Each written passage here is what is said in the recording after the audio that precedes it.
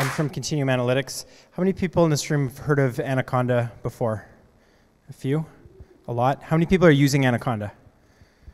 Quite a few. Okay. The people who aren't using Anaconda, we're always interested in coming to these events and hearing about like why Anaconda isn't the right thing for you as somebody who's interested enough in like Python to be giving up your Tuesday night to be at a Python meetup. We really are genuinely interested. I'm not going to try and like convince you or tell you why you should be using it. I just want to hear from you.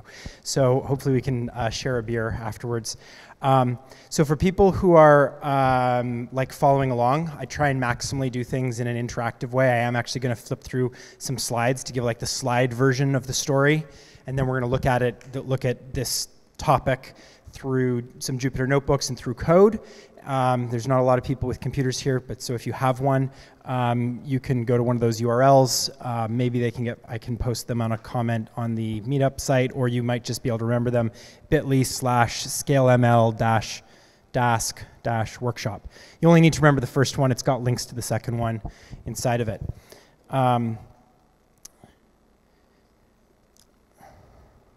Close. Don't save. All right. Are there any Canadians in the room? Any Canadians? Canadians? No Canadians. All right. I'm Canadian. I flew in direct flight from Toronto, landed this morning. I'm here till Friday morning. And if anyone, tomorrow's my one free day. If anybody has suggestions for what I should do for my one free day in Munich, I am staying with some friends from Munich, so hopefully they'll also have some suggestions. But anyway. So next question, how many people here have heard of Dask before? What's like the visibility of Dask as a thing? Limited, so like I see less than a dozen hands. So of those dozen hands, how many people have actually tried to do something with Dask, have like tried to use Dask? One tentative, it went up, went down. All right, so Dask is pretty awesome, and I hope you're going to get pretty excited by it tonight, and you're going to feel motivated to, one, start using it and some of the great stuff that's already built into Dask that you can use it for today. In particular, parts around Pandas, NumPy, a little bit on scikit-learn. So I'm going to kind of, that's usually at the end. I'm going to jump to it more in the middle for time reasons. But additionally, one of the key things I want to tell you about Dask is that so Dask, now you're going to get more and more questions. I was trying to make this interactive. It can't be interactive with you with laptops in front of you, so maybe that's better because you're looking at me. We're going to try and have a conversation about this. How many people here have heard of Blaze before and the idea of Blaze? 1, 2, virtually nobody. Okay. All right, so we're going to connect the dots in just a second. How many people here are familiar with NumPy and have used NumPy? A ton of people, like practically everybody in the room. Okay, so NumPy was created like practically 20 years ago by Continuum's founder, Travis Oliphant. And it's foundational, as we all know. Like if you're using it, you know it's foundational to computational science and Python today. Continuum as a company was created not for the sake of Anaconda. Anaconda was like a necessary byproduct. Continuum as a company was created to make the next generation NumPy. And the next generation NumPy, it's not a secret, it doesn't have a code word, its name is Blaze. But Blaze is like, Continuum's into like year 5, and Blaze is not ready yet. But on the path to making Blaze a thing, and so the objectives with Blaze was to be able to have distributed out-of-core computations, to have all the amazing stuff you can do with NumPy, to be able to do that kind of thing on a distributed infrastructure, to be able to do out-of-core processing, so delayed processing, batch processing to process data off of disk or from a database, something that could be really flexible for distributed data sources, something that could be data aware because we all know we live in a world now easier to move your computations around because your processors all look the same, but your data is different and it's spread across like lots of machines and storage servers and things like that when you're dealing with like properly big data. And so that was like next generation NumPy, and the name for next generation NumPy is Blaze, and we're still working on it, and there's other people who are contributing to building next generation NumPy, and Blaze is that thing. But on the path to building next generation NumPy, we've ended up creating Blaze. We've ended up creating Dask, and Dask is a distributed computing framework. So we're going to see two things today. First of all, we're going to get a sense of some of like high-level capabilities. We're going to get an idea of what like Dask does and how it works. And we're going to do that through the lens of NumPy arrays that we're probably all familiar with. It looks like everybody here has used them before, so you're going to be familiar with the syntax of doing like NumPy-like things. But instead of it being on a NumPy array, it's going to be on a Dask distributed array. And the other, I'm not even going to ask for hands up on this one because I'd be insulting you at this point with the other questions I've asked, is Pandas. And so obviously if you're all using NumPy, like sometimes I'm in audiences where like tons of people everybody knows Pandas and like hardly anybody knows NumPy. And I'm like, do you know that Pandas is like built on top of NumPy? And they're like, didn't know that. But same story with Pandas, that Pandas, there's a distributed parallel version of Pandas that's available through Dask that basically wraps, it's not a re-implementation, it wraps Pandas data frames. And so like 90% of what you can do on a NumPy array or on a Pandas data frame, you can do on a Dask distributed array across a network of machines, or you can do on a Dask data frame, which is a network distributed Pandas data frame. So we're going to look at those, and those are going to give us some insights to how Dask behaves. We're then going to look at how those have been applied to parallelize some other algorithms. So we're going to look at a really simple example. For time reasons, we're going to look at cross-validated grid search, scikit-learn cross-validated grid search. It's kind of like the most, like barely saying you're doing parallel machine learning. I mean, you are doing parallel machine learning, but the thing is that cross-validated grid search, common problem for people who are doing machine learning algorithms is like parameter sweep. You've got to like figure out like what are the right parameters. We had these questions earlier about like, is 300 the right number? And sometimes your questions are like, we've got a value and it goes between 0 and 1, or it goes between 0 and 10, or whatever, right? Like you've got a bunch of parameters for your models, and you got to figure out what are the ones that are going to give you the best results. You've got a bunch of training data, you've got some testing data, and you've got to figure out like what are your good parameters. And if you've got a lot of parameters, then like figuring out the right parameters for your model when it's actually like running, that's like a big challenge. That grid search thing is a big challenge. But what's the advantage that we've got? So I'm going to give an opportunity for somebody to actually not just put their hand up, but to use a few words to make sure you're paying attention, and for somebody to show off their knowledge of machine learning. What is the great opportunity that we have when we're doing a parameter search for machine learning algorithms for performance improvements? So who wants to give me an answer? I'm going to wait till somebody gives me an answer. It doesn't have to be the right answer, but I'm going to wait till somebody gives me an answer. So we want to improve the performance of our machine learning algorithm on the training stage, not on the execution stage. What we're looking at is figuring out what are the right parameters. We're choosing from a whole bunch of parameters, and right now it takes us, like, for example, 7 hours. It takes us 7 hours. I'll come back to that maybe if I find the right opportunity for Marco's earlier talk.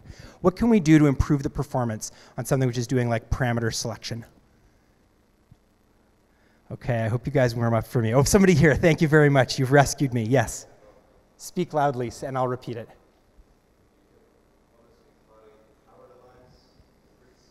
That's right, you can totally parallelize the grid search. So each of those tests of a particular parameter set is completely independent from all of the other tests.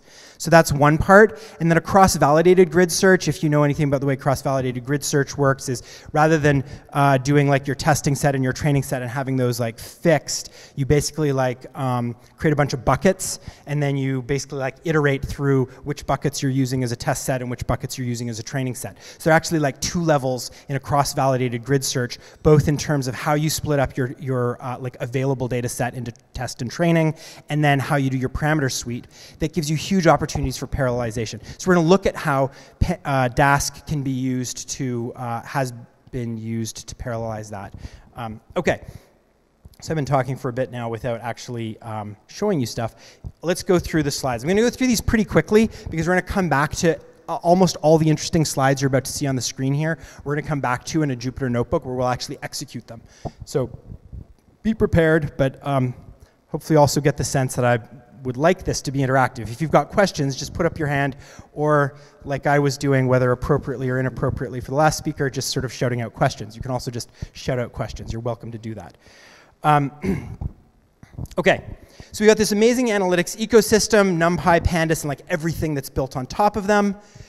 But boo, so that's like the yay part. But then the boo part is it's mostly restricted to a single core and RAM, because they're single. Python is single-threaded. Python doesn't like automatically do any parallelism for us, and these Pandas is built on top of NumPy. NumPy is like wickedly fast, written in Fortran and C, and can leverage other libraries that are like hand-optimized machine code.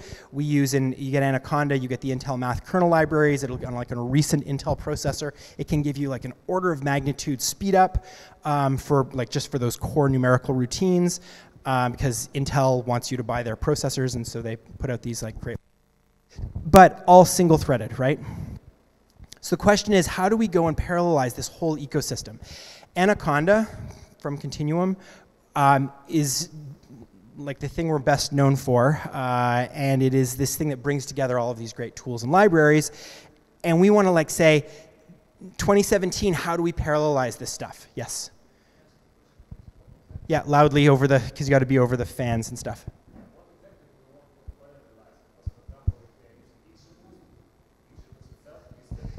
Yeah, that's right. So some libraries have built-in parallelization in them. You're quite right. So if they've got built-in parallelization, we don't need to worry about it. We're thinking about how do we parallelize stuff, how do we provide the pieces that allow us to parallelize the infrastructure.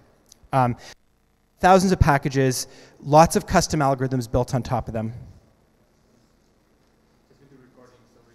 Oh, I see. Okay, so the question, I'll repeat the question. The question was, what about things like XGBoost, which are already parallelized? Well, they're in the minority. Most libraries, like they're not parallelized, and people would prefer not to write their own parallelization stuff like from scratch. Is kind of the short version, sort of the short version of the answer to that question. Okay, we can talk about it. Ask again if you want to follow up, but ask again at the end, or ask again over a beer when we break up. So we see lots of examples of.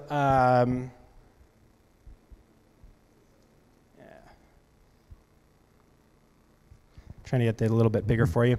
Lots of examples, scikit-image, scikit-allel, lots of opportunities where parallelization is possible.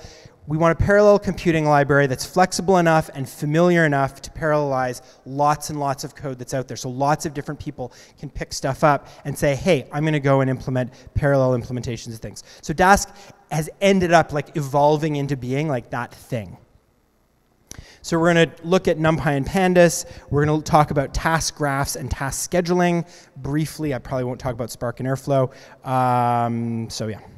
All right, so this is a really important picture. Dask arrays give you a synthetic view of a whole bunch of NumPy arrays. So what we have here is a picture of 4 by 5 array of arrays is basically like the best way to put it, where we've got like here a little NumPy array, and every one of those blue squares, and I'm sorry, blue on black is hard to read, but hopefully you can see it well enough. So we've got in total like 20 of these NumPy arrays, and they are just NumPy arrays. And then Dask provides a synthetic view of those individual NumPy arrays. And it knows where they live, what machine they're living on, knows how big they are. And so it's able to then act as that shim, act as that interface for operations. So we could see in the example code here, if we were to go and create a random array of 1,000 by 1,000, we'd call it like this in NumPy, and then we could do a single value decomposition on x transpose. In Dask, it's almost exactly the same, but we're able to do it on a lot bigger size. So here we're looking at 100,000 by 100,000, and we specify how we chunk it up. And there's different ways we could create this synthetic NumPy array in terms of like building it so it is kind of like odd sizes. They need to fit together in a hypergrid effectively, but they don't have to be exact sizes. But here's like an example of how built in to the Dask array, random.random, not the NumPy random.random, we're able to create a 100,000 by 100,000 random array of values where each NumPy chunk is 1,000 by 1,000. And so you can Do the math on that, there'd be like, I think if I'm doing it right, 10,000 of those. And Dask will automatically look after distributing those across the resources in the Dask cluster. And we'll come back to where does your Dask cluster. I've played with Spark before, and it was a painful experience because the code examples looked so simple, but then nobody told me all the work I had to do to get like the Spark cluster set up and the Spark context configured and things like that. So we'll come back to that part later, but the short version is that like Dask does a bunch of it for you automatically, and it's super simple. And then how do you do an SVD? Same thing. You do an SVD, Dask array, linalg SVD, and then you do the dot. Yes? I'm really sorry, but don't apologize. Have questions? Yeah, I still can't understand the use case, because like if we are parallelizing across a Hadoop cluster, across a Spark cluster, whatever, then our problem wouldn't be with NumPy. Our problem would be with parallelizing the gradient descent or whatever we are using. But if we are using a machine learning library that is not parallelizable itself, why do we need to parallelize the NumPy? So like, where that is such a great question. Why do we need to parallelize NumPy? Well, if you're doing like something, if you're doing linear algebra operations on a large synthetic matrix, then this is super useful, okay? So number one, if you're just working and doing normal stuff with NumPy arrays, if you're out there writing NumPy code and doing like vector operations and selections and subselections on NumPy arrays, then the Dask array will let you go out of core. It'll let you do things in parallel. So it'll let you leverage all the cores on a single laptop. It'll let you use all the cores on a machine. However, the question that our colleague here has asked is a brilliant question, and I'm going to answer it in a few slides, okay? I'm going to come back to answering that exact question. So a Dask data frame, same idea, but data frames aren't like arbitrary size, they're tabular-like. And so we have so here we can imagine CSV files, say, that we're reading in, and each one is for a month. And we've got January, February, March, April, May. Each one of them is a Pandas data frame. Say each one of them is like 5 gigs. In memory, say it's something like 15 gigs in memory. Well, we can, like a whole year of that is more than we probably have, more RAM than we have in a single machine. But if we got a whole bunch of machines, then we could have like one of those in each machine. And so the Dask data frame similarly gives us that synthetic view that will look like a data frame, and it will look after the distribution of operations in parallel across all of those distributed data frames. So first bit of code here, this is like bog standard Pandas code. We do a read CSV on a single CSV file. We parse dates from the field called timestamp. And we can then do a group by based on the timestamp hour. And then we can get the mean of whatever the heck value is. But say that's like close. Say it's like the hourly. Say it's ticker data. And this is like the close for each 2-minute, 5-minute block, whatever it is. We do a lot of work in financial services. There's probably, how many people here are in financial services? I don't know if there's a big financial services community in Munich. A few, okay. So we make a lot of money in financial services. So we have a lot of examples that are like finance-based. And anyway, Pandas is heavily used in that domain. So let's move on to Dask data frame. The Dask data frame, what's the difference here? There's only 2 differences. One is that when we read in a file, we don't have to read in a single file. We could specify HDFS. We could specify like a globbing operation that'll pull in a stack of files, like 12 or like 365 or like 20,000 of them. And Dask will be smart about it, and it's not going to make one machine try and like glom all those things together. It's going to distribute that operation across the network, and it's going to be HDFS aware in this particular example. So it's going to do it on workers where that data is available. Or it could just be on a shared file system, and it's just like lots and lots of files. And anyway, you just put a star in there, and you're then going to like automatically get this synthetic view of this big data set. Now, what happens if your star slurps up files that like don't go together like this? You're going to get an exception. It's not going to work. Like don't do that. It's like don't put a PNG here for read CSV. Okay, so some parts you got to get right, but no more right than you had to get them with Pandas. And we'll come back to the one other difference here, which is this compute operation. It's because Dask and the Dask infrastructure makes use of lazy evaluation and returns futures so that you have you execute the task graphs that you're building for the operations that you're trying to do on these synthetic data structures that you're like putting together in these expressions at the latest possible point. And if that didn't mean anything to you, we're going to see lots of visual examples of this. To your question, many problems aren't just big arrays and data frames. The Python community writes clever algorithms.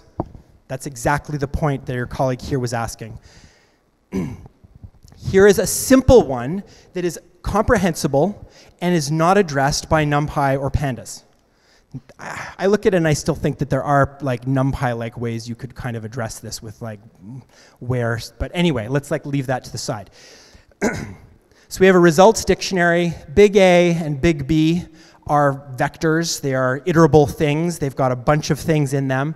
We're going to then iterate over everything in each A and everything in each B. We're then going to do a comparison of those pairs across every single possible like Cartesian join of every possible pair. And under one condition, the results that go into our dictionary for the AB pair are based on the function f, and if it's not that condition, then the results for that same pair are going to be calculated from G.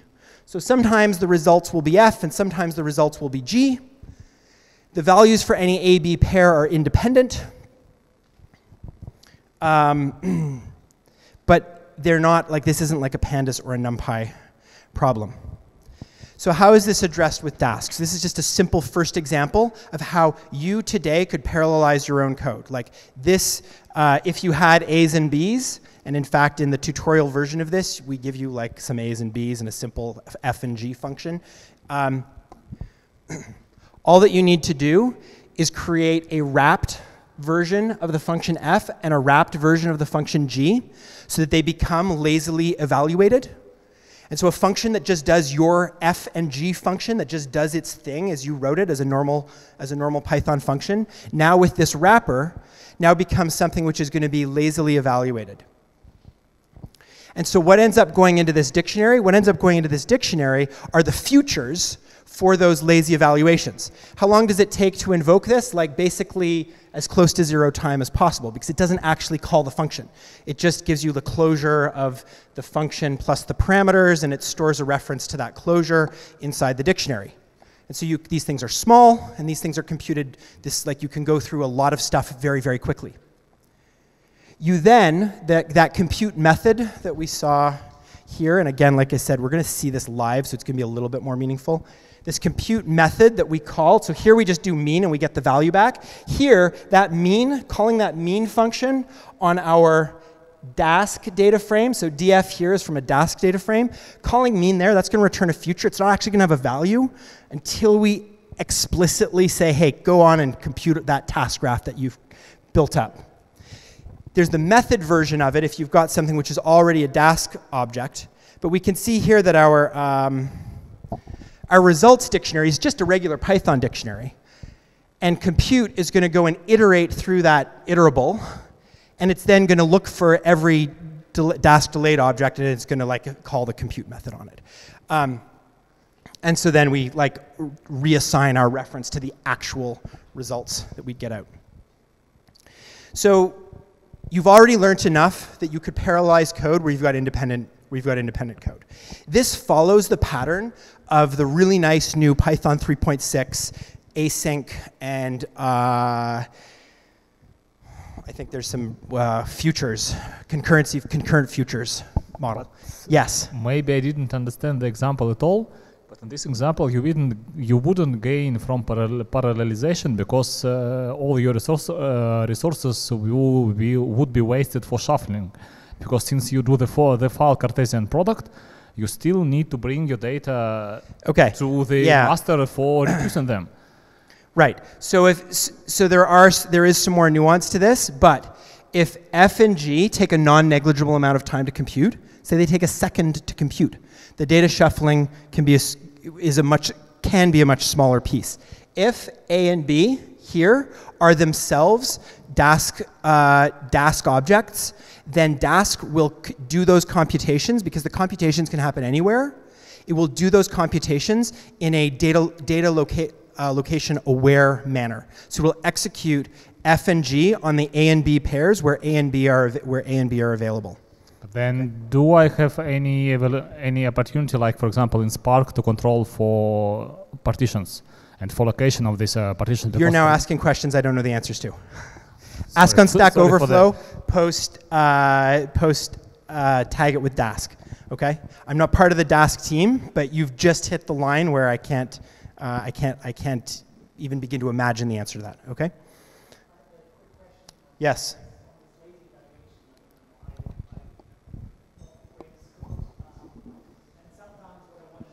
You're supposed to do this. Thank you. Sometimes what I want to do is like, I want to do this on big arrays, but then I want to evaluate and just do it on one element so I can check if it puts out the right thing before I go on and do it on the big, like, 1 million times 1 million array. With the compute, can I tell it, like, show me the money, and then essentially, like, if I like, the little example it gives me, do it on everything. Yes. Is the short version. There's a little bit of work you'd need to do, but yes is the short version, okay? Dask APIs produce task graphs, so as you execute things on Dask-like objects, you're building up a task graph. What does a task graph mean? So if you're not a computer scientist, that probably doesn't mean a whole lot to you. Dask schedulers then execute the task graphs. What does that mean? Well, we're going to see some, I think the visual examples we're going to see are going to tell us about that. So we look at a really simple example here. Just look at the code to begin with. When we do numpy.ones, 15 of them, we're going to get an array of 15 numpy float objects that are all equal to 1.0. When we go and do the same thing with a Dask array.ones, same size, chunks of 5, we're going to have 3 partitions in total. Now, these are teeny, right? You'd never do anything with Dask on this size. We're doing it in this size so that the task graphs that we're looking at are like comprehensible, and so we can look at code output and make sense of it. But the Dask version of this would basically, well, not basically, it would exactly create 3 separate NumPy arrays.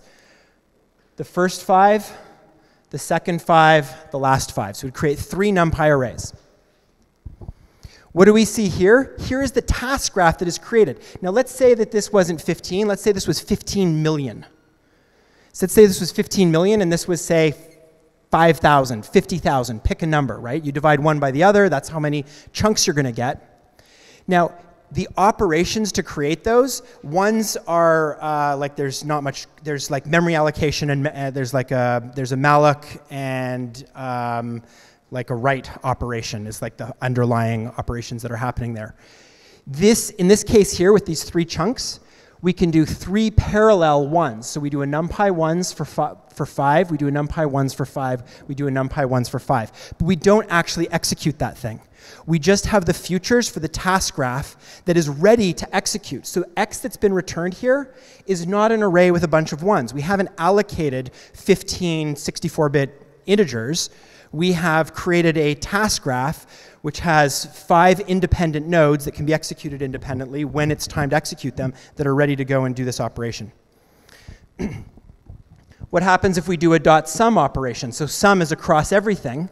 So we now add, by doing that x.sum, what does this return? This returns a new task graph. It iterates on the task graph that already exists in X, and it says, now add a sum operation. And so here's what we started with. And we now add a sum across each of those chunks, and there's the results. And then because a sum executed like this is a sum across every element to give us a scalar, we then have to do an aggregated sum at the end. And so this is now our iterated task graph. Now, what if we were to do instead, we've changed now to do a 15 by 15 matrix. We've got a 15 by 15 matrix with 5 by 5 chunks. So it means we've got 9 NumPy arrays in total, 9 5 by 5 NumPy arrays in total. And so what do we see? We see 9 across the bottom. When we sum down one axis, we're then going to end up with something which is just going to give us a 15 by 1 vector, but it's still going to be in these partitions. And so we can see each of these is completely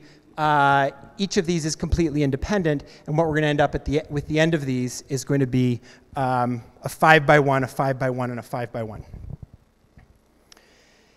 And we can carry on. So we can do x plus x transpose, and our task graph gets more complicated. Now, for people with linear algebra background, we've got a 9 by 9 matrix. We've got a 9 by 9, let's call it like a hypermatrix, okay? We've got not 9 by 9. 3 by 3, so we've got 9 chunks in total. When we want to do a transpose of that, how do we do a transpose of the overall? It's 15 by 15. But the transposes of the diagonals don't have to communicate with anything else. So there's one diagonal, there's another diagonal, there's another diagonal. So those are the 3 diagonal matrices that don't have any interrelationship. However, the remaining 6, they've got some sharing, they've got some communication that has to happen. And so the remaining 6, we see these other task graphs that have some dependencies that need to execute.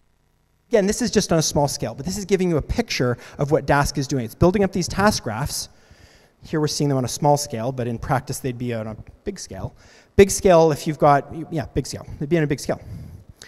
And it can keep getting more complicated. So dot product plus 1, suddenly that makes it like a lot more complicated for the layout of the task graph, and minus the mean. And the point is not to be able to read those. The point is just to see that these operations take basically 0 time to execute. They take like single-digit milliseconds, because all you're doing is building up the task graph to complete that operation. Now, it doesn't mean you've got the results. It just means you've added a layer to your task graph. And then one last step in that whole sequence. So having created these complicated task graphs, we're now in a situation where we can imagine having, like my laptop has 8 cores on it. We can only start executing 8 of those tasks. Which 8 tasks do we execute? We execute the 8 that have no input dependencies, which are ready to execute. And so then here, the task scheduler manages the progression through the task graph. This is the same kind of technology that like operating systems have been using since like the 1960s. Okay, it's very well established ground for how you create things that can process these DAGs, how you construct these task graph dependencies, how you manage them, and how you execute the next piece. Layered into Dask has incorporated pieces that are aware of characteristics around certain kinds of nodes. It keeps track of the computational performance of certain kinds of nodes. So it knows how, it has like an estimate of how long a certain kind of node is going to take because it's already executed like 50 times or something like that. And a sense of data locality. Okay. Map, Spark, and Hadoop do very basic task graphs that they have built-in ideas about. They don't do complicated task graphs. They don't have the capability of doing that. They can map a single function across a bunch of inputs to generate a bunch of outputs. They can aggregate a bunch. They can do like a gather, cast, broadcast, and they can do like a reduce phase. So these are like the kinds of things that Spark, Hadoop are well suited to. And I'm going to jump through these so we can actually get to seeing some code. There's some comments there on other task schedulers. So the message here, you want a task scheduler like Airflow or Luigi, but built for computational tasks like Spark or Fink. So there's a single machine scheduler, there's a distributed scheduler, and they're really easy to set up. And we're going to see those when we actually go look at some code examples. And let me see if there's anything useful to see here. These you just have to kind of like imagine what the colors and pictures mean, but this is just showing how the scheduler, I won't go through the animation that I just clicked through. The client generates those task graphs that the scheduler then holds onto. The scheduler knows the state of the workers, and it then pushes portions of the task graph out to the workers and collects back the results and returns the results to the client. So that little animation is telling that story.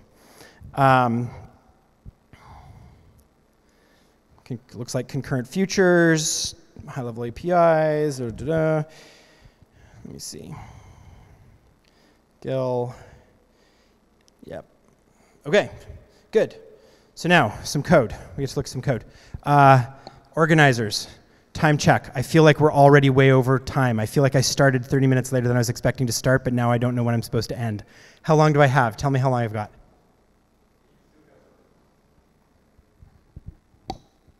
Time as long as your demo is amazing, and I hope it is. Okay, so I still have some time. That's great. I love quantitative answers. No, we don't really have like super strict deadline here, so you definitely have. Okay, so for this part, because I need both hands to drive, I'm just going to have to yell loudly. Oh, and by the way, since we're coming up to 9 p.m., I know a lot of people like have lives beyond Python meetups. I will not be offended if you get up and walk out. So if you do, just please be quiet when you do it. And if enough people do it, then I'll know that's my cue to stop, and I'll just stop talking. But if you do have to go, just feel free to go. So you can get this stuff at github.com/ijstokes/scale scaleml-dask-workshop. All right, now we go into the yelling part. So I can show this off.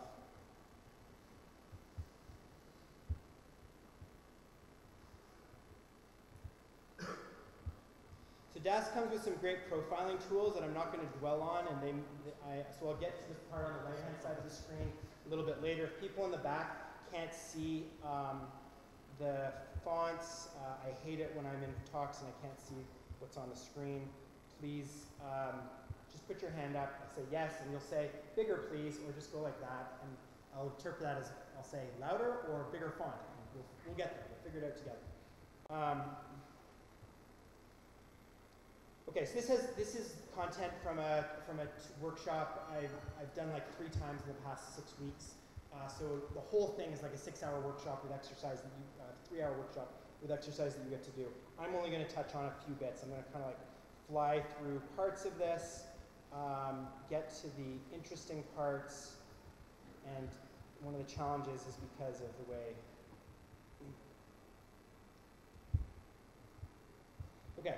So this is our code examples. Random integer size 10 by 10 between 1 and 9. So there's our 100 random integers for a NumPy and the array. We now do the same thing with Dask. The only difference is we're doing 60 by 60. We're doing it in chunks of 20. So that means we're going to get 3 by 3. So there'll be 9 chunks in total. So this is analogous to the example we were looking at. Now what happens when we look at the top, we look at the wrapper for the NumPy array, and we actually see a bunch of values because we actually did a malloc and we allocated like 100 times 8 bytes, so we allocated like 800 bytes contiguous memory for our NumPy array. Definitely contiguous memory, so that's how it works. And we see the NumPy array. That's what we expect. We do the same thing in Dask. What do we get? Well, we get this future object, and it knows what its type is, it knows what its size is, its like overall size, and it knows how big each chunk is. And it knows like what it needs to do when it comes time to actually execute it. So it's got some information about this object. What's the type of the object? It's a Dask array. Why should we specify the chunk?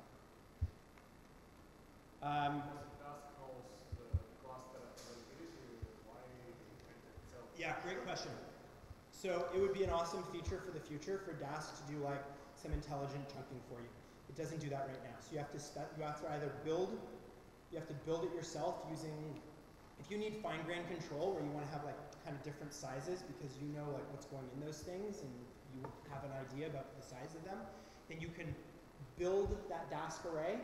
Or if you do chunks, they need to be all the same size this way. There is not an automatic chunking algorithm right now.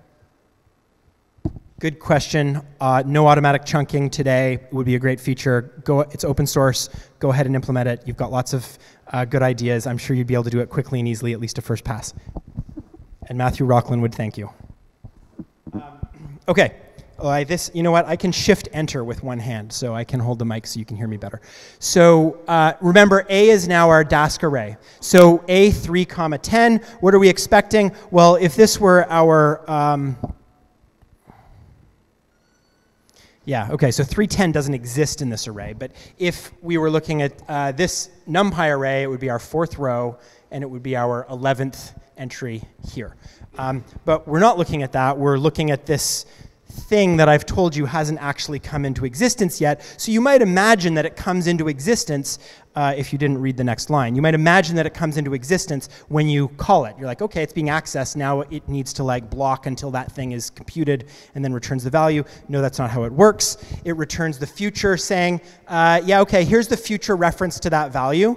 And you can hold on to that, and then you can get that value when you do compute. And when you do compute, you'll get the value when the task graph has gotten to that actual point. But until then, here's just your future reference to that object, and that this is a scalar. That's how you read shape and chunk size looking like that. It's a scalar. So you actually need to run compute in order to get that value back. So we do the compute operation, and then we get back the value. So same story for vectors. We do This is going to be a little bit more interesting.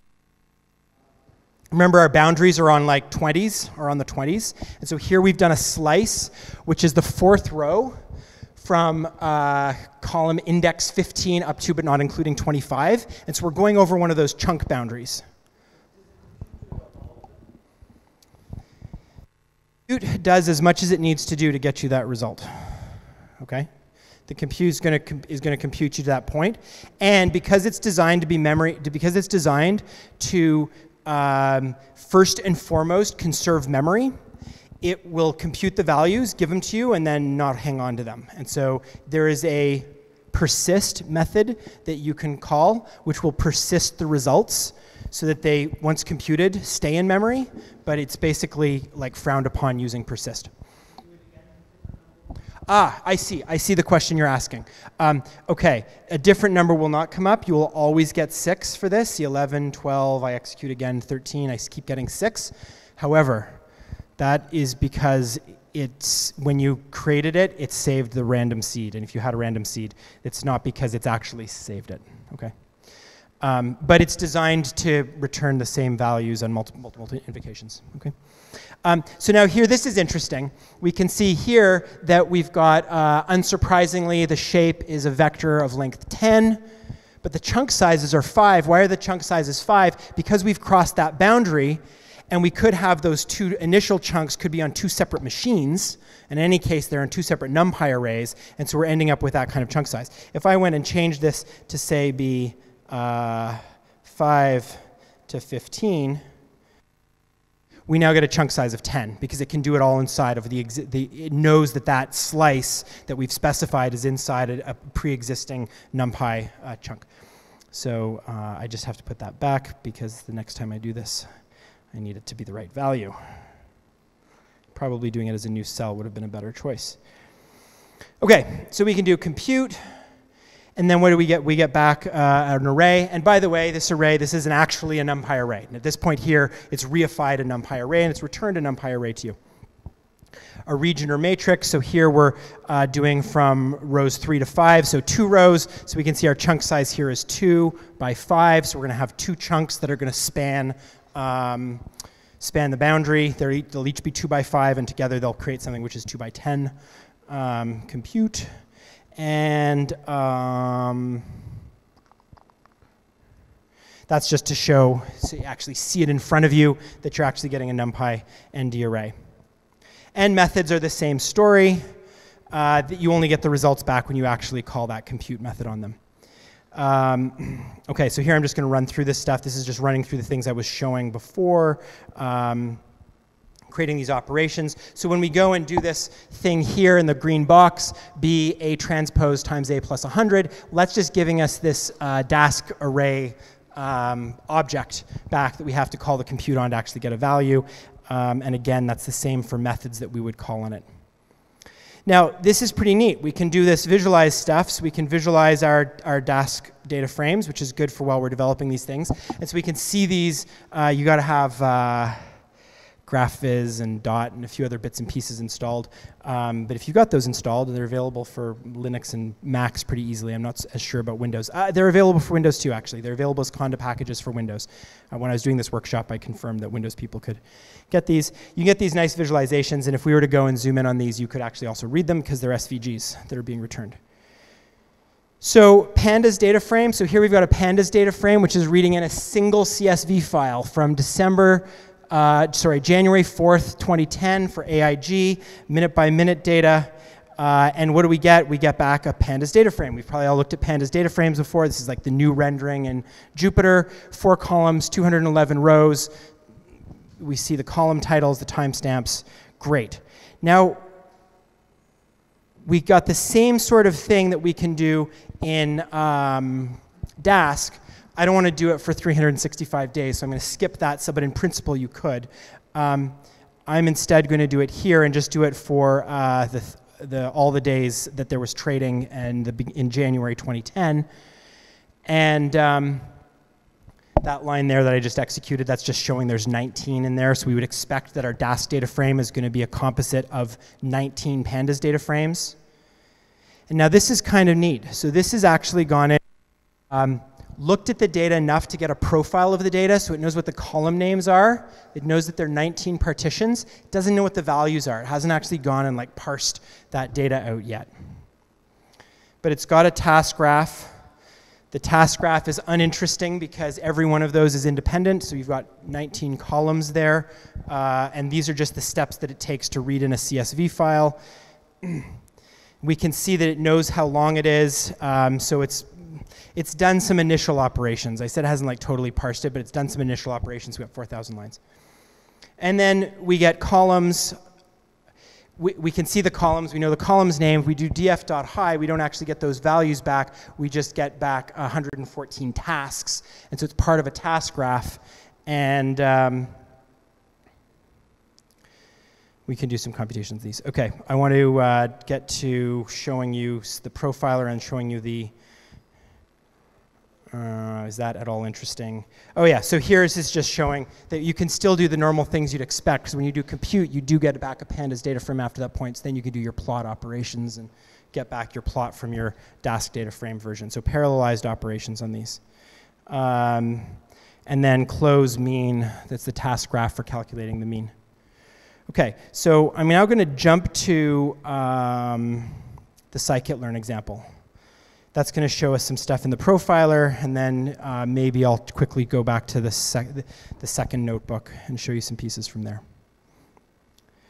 Okay, so I already talked through the starting point for what this example is doing. It's this cross-validation grid search. I'll be right with you just a second. So this is this cross-validation grid search example.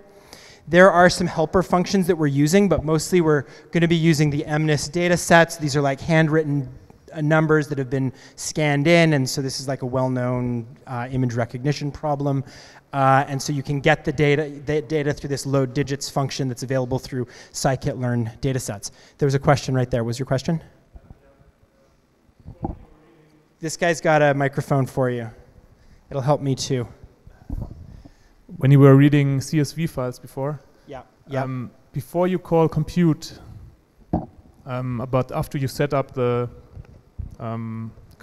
graph and everything, if then some of your CSV data changes and then you call compute, this will reflect the latest changes, right? Nah, I don't think so. I don't know. Good question. Okay. Stack Overflow #Dask as your tag. All right. Great question. I don't know. It is a good question. I don't know the answer to it. Okay. So just so people who haven't seen this before get a sense of what an image looks like, this is the kind of thing you're trying to figure out, like what digit is that? And some people look at it and go, well, it's a 2, obviously. And I guess it's a 2, but it's pretty hard for me to read. But so that's to give you a sense. So Python is designed to be a high-touch language, right? Like everybody should be using the interactive interpreter.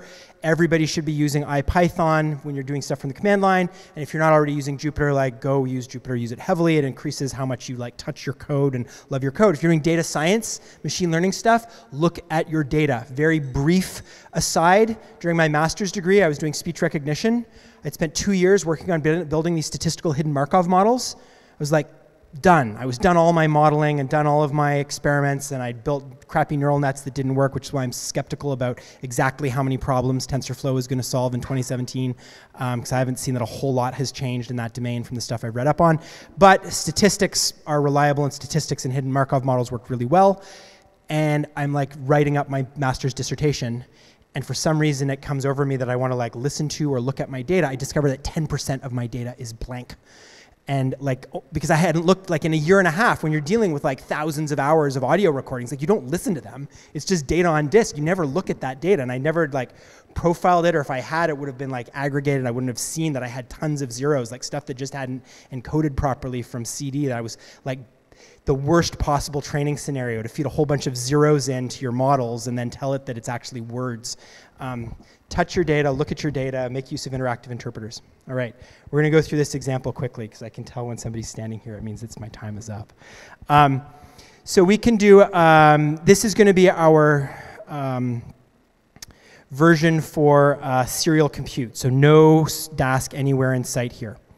So executing 3 splits for our cross validations. So we got 3 different buckets, and then we do 10 samples for parameter count samples. We now are using the scikit-learn parameter sampler to sample from this very big parameter space that we've got here for C, gamma, and tolerance values. We're just going to pick out 10 of those, which is like kind of pathetic for a really big parameter search space. We partition our data, and then we go and actually run this computation. So this is going to take about 30 seconds to execute. I'll tell you in advance, but I'm going to talk through what happens in the next bits while that's executing in the background there. The plot here is going to give us a picture.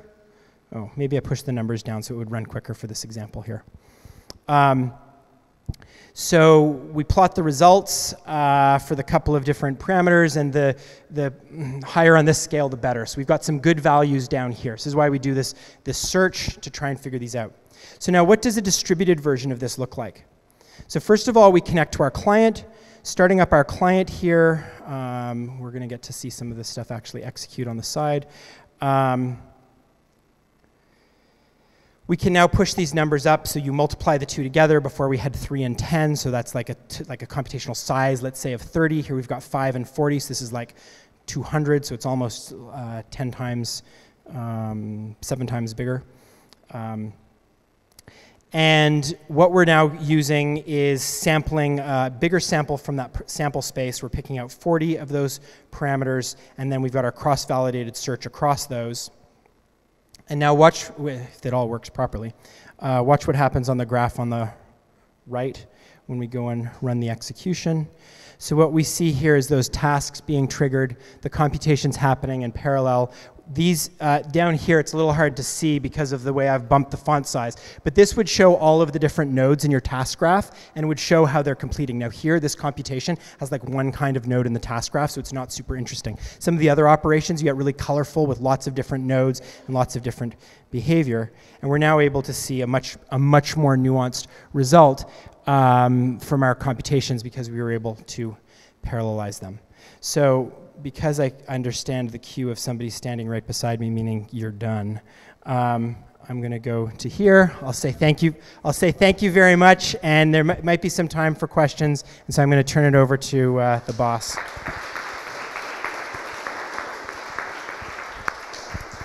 Yeah, thank you, Aaron.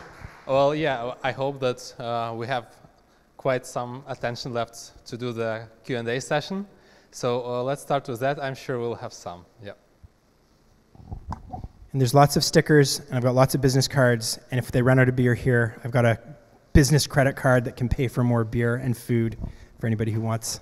So, as far as I understood, can I do, what are the requirements? Can I just stick it on top of like a Hadoop cluster and then get rid of all the crappy PySpark stuff that I have now and like...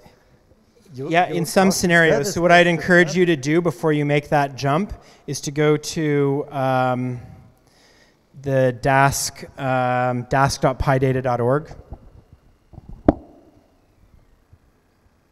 And then you'll get like a read the docs page. And down here at the somewhere on the bottom, comparison to PySpark, right there. You can read up about what PySpark is good at and what Dask is good at, and you can check to see if it's a good fit. There's actually a scheduler that'll schedule your workers onto your, through Yarn, onto your Hadoop cluster, so you can leverage a pre-existing cluster and do Dask computations on it. And how complex it is to stack it on top of it to get it on that? Super simple. Okay. It's the overheads are millisecond overheads, like 50 milliseconds for the scheduler to start up. And okay. Very simple code. Download that. Download the. Where'd it go? Yeah, download the GitHub repo, and the third notebook that I was never planning on showing off. The third notebook that I never showed off talks about the schedulers and scheduler configuration. Okay, so that's from the workshop. That was a whole section of the workshop that I was never going to cover tonight. So you can go look at that. Okay, next question. Oh. This could be really useful for like compressed log files. Yes, absolutely. Can it handle that and still have the lazy processing part? Yes. Okay. So would you like zip just zip CSV, or would that be? Yeah, a so special we file format? have 1 million downloads a month of Anaconda, and we have like something like 20 million downloads a month of Conda packages. And just last week I wrote some Dask scripts to do exactly what you were asking, because it's like however many gigabytes of gzipped log files, one line per download, and I needed like aggregated results to know what platforms, what versions, what Python version, you know, and frequency over time. So yes, it works very well. Ever thought of implementing all of this in GPUs? What's that? I didn't understand the question. Ever thought of implementing this functionality on GPUs? Then you basically be competing with TensorFlow. Yeah, so let me try and remember what the GPU story is. So Dask can very happily interact with GPUs. It's a generic scheduler. So we've got something that we've developed at Continuum called NumPy. And so in fact, part of our, I'm now blanking on which part it is. We have done some development already, which combines NumPy, which will do Python to GPU kernel compilation for CUDA kernels from pure Python code with the NumPy decorators, coupled with Dask. Dask, it's possible to tag workers to say, hey, I'm a worker that has a Tesla K20 attached to me. And then for the task graphs to say, hey, I'm a task node that needs to run on a GPU. And the scheduler will match those up. The scheduler will do that for you. The scheduler will look after those parts. And but there is some intermediates that you'd need to do in terms of structuring workers that would then appropriately encapsulate your GPU at the right level for the parallelization on the GPU. But it's totally possible, and we've already done work on that way, and you too could do more work in that direction. Hi, how would you differentiate Dask from TensorFlow in general? TensorFlow is TensorFlow is a very specific neural net building system, basically, for building network computations. The Dask tasks can be methods, not just number flows, and they can be arbitrary code. So TensorFlow has a very specific objective. You can combine TensorFlow and Dask. They don't compete with each other. If you try doing TensorFlow things purely in Dask, that's a mistake. If you try doing Dask things in TensorFlow, that's a mistake. Okay. So I understand why you're asking the question, because you're seeing these networks, but the networks that you're building in TensorFlow are model networks that you're training and building as a model for analysis, that once built are then tuned and then execute many, many times. And there's a whole process to figure out like what is that network model that you're using. Whereas here, these task graphs, you construct them from expressions and then you execute them once, or each time your program runs, you execute them once.